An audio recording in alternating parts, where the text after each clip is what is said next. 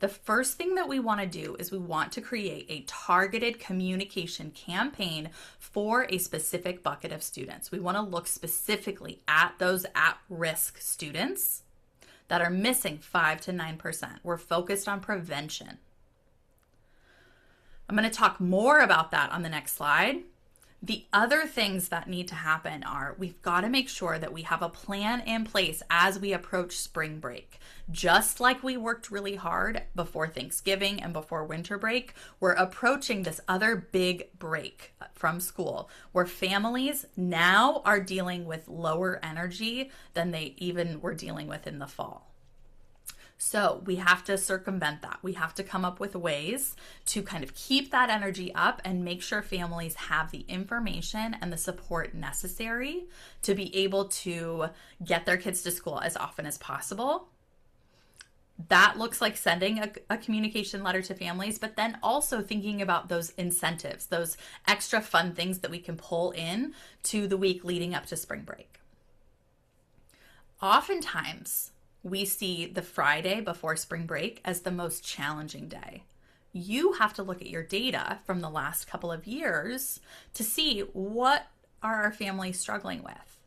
Are they struggling with the Friday before, or are they struggling with the Monday after? Okay, it's always different for every district. And so you've got to look at your data and make sure that you are customizing your plan for what's going to work for your community. And remember, you can see that in the calendar section. I'm just going to go there really quickly. When you select your dashboard view, you can hop into your calendar and you can look at prior year data by going to the little drop-down menu on the top right-hand side of your screen, and you can look at and see, okay, what did our data look like in that spring break time? What do we need to be paying attention to? Okay, if this is your first year of partnering with us, it's possible that you don't have last year's data. So you just kind of have to go with what you see in your SIS, or you can connect with us and we can support that. Okay, as a quick reminder, we do want to make sure that we're putting those final showcase events as late in the year as possible, because they send this subtle message to your families of, oh, we don't have to work anymore. We don't have to keep showing up. We already graduated. We already had our big academic celebration.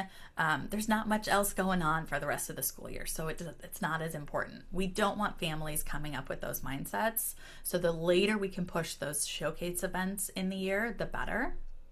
And then, of course, making sure that before and after school care goes all the way up through the last day of school is critical.